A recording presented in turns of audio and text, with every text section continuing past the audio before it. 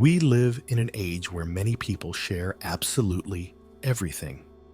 Every meal, every outing, every rehearsed smile in front of the mirror ends up in a story or a post, and I don't judge them. It's the reflection of a world that has convinced us that if it isn't shared, it almost doesn't exist. But there's another group of people, invisible, silent, different. They don't fill their feeds with personal photos. They don't document every step. And precisely because of that, they seem to stand apart from the game. The uncomfortable truth. They are the real protagonists of this story because they've understood something most overlook. That not exposing yourself constantly is not a sign of weakness, but of intelligence. You might wonder why someone would choose to stay in the shadows when everyone seems to be fighting for the light. The answer is deeper than you think. These people don't post, not because they can't, but because they know all too well what it costs. They've discovered what others haven't yet seen, that every photo you hand over to the world is a piece of yourself you leave in someone else's hands. And they're not willing to sell themselves that cheap. And here's the point almost no one dares to say. Not posting anything, not showing yourself, not offering your life on a silver platter is an act of power. A silent act, but full of meaning. Because when everyone else runs toward exposure, the one who stays behind isn't falling behind. They've chosen another path, a much more solid one where identity doesn't depend on applause. And that kind of intelligence isn't measured in likes. It's measured in freedom. Now think about this. What does it really mean not to show yourself on social media? It means that your story, your steps, your most intimate moments remain only within a circle you choose, not in a showcase open to anyone. It means you don't need to turn every experience into a public display to validate it. It's like keeping a secret. What remains only with you gains a much more special value. It's no coincidence that the most important things in your life are rarely the ones you post. When was the last time you uploaded a photo of real pain, of a tear without a filter? Exactly. Almost never. And those who decide not to post anything know that life wasn't made to be an exhibition album, but to be lived. Behind that choice, there's also a fascinating social component, the control of the narrative. When you share constantly, your life seems open, accessible, almost public, and that creates the illusion that anyone can comment, judge, or even claim ownership over what you show. However, those who don't expose anything, who maintain distance, become a mystery. And mystery in a society oversaturated with information is power. Because what isn't shown raises more questions than what's shared without measure. Here's where many get it wrong. They think visibility is synonymous with influence.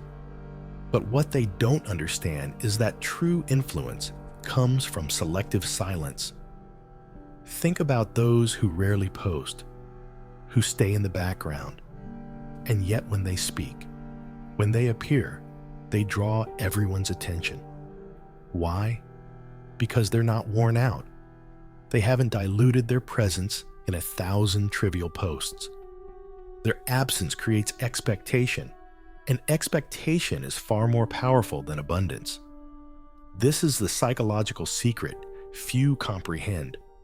Showing less is in fact showing more.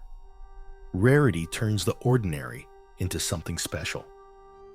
A single photo, a single word can carry immense weight if you're not used to constantly seeing that person display themselves. On the other hand, when someone posts non-stop, their image becomes predictable, repetitive, even invisible within the digital noise. And those who don't post know this. They've understood that scarcity holds tremendous value in a world overflowing with excess. But there's another deeper layer that connects with identity and authenticity. Posting constantly creates a dependency on external validation. The brain gets used to receiving micro doses of dopamine every time someone likes, comments, or reacts. It's almost Pavlovian conditioning. And little by little, without realizing it, you stop living for yourself and start living for the gaze of others. What you eat, where you travel, how you dress, everything begins to be designed not to be enjoyed, but to be shown. Life becomes a showcase instead of a real experience. And what do those who don't post do? They free themselves from that trap. They live what they feel without thinking about how it will look on a screen. They eat without photographing, travel without announcing, laugh without needing proof. And that, psychologically speaking, is gold, because it means their experience is authentic, not filtered through the need for display.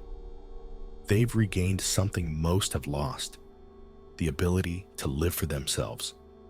And notice this, because here lies a brutal paradox. Those who don't post are seen as reserved, shy, even boring.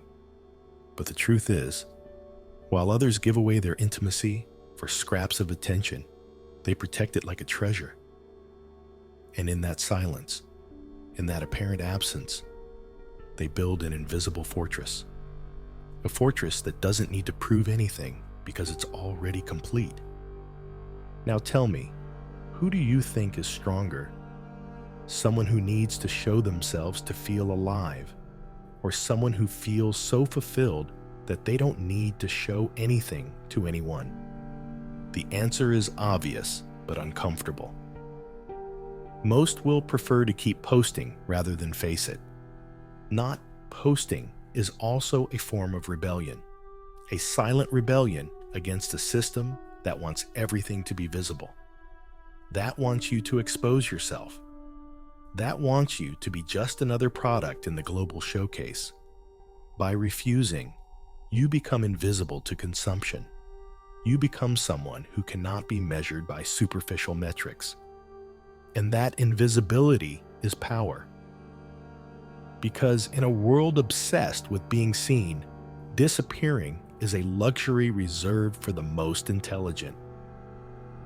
So the inevitable question returns. Do you post to connect, or do you post to be seen? Because that's the difference. Connection is authentic, intimate, human. Being seen is superficial, fleeting, ego-driven. And those who don't post have already made their choice.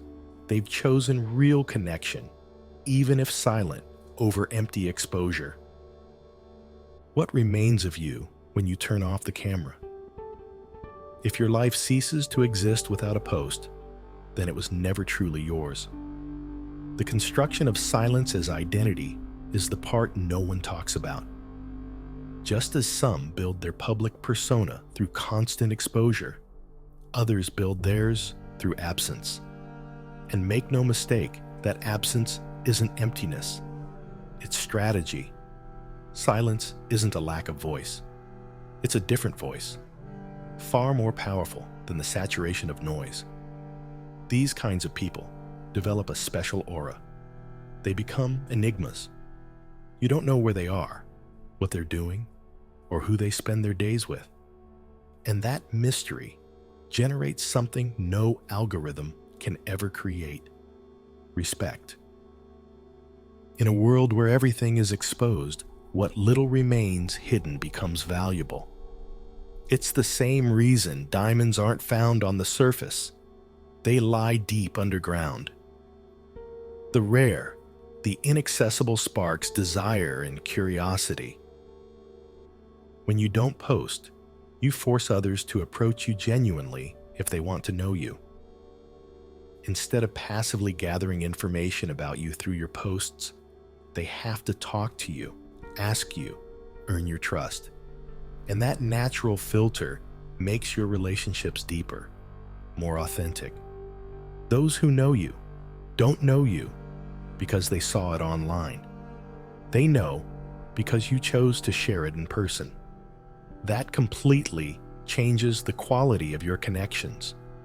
Now ask yourself, how many of your relationships exist only because of what you post?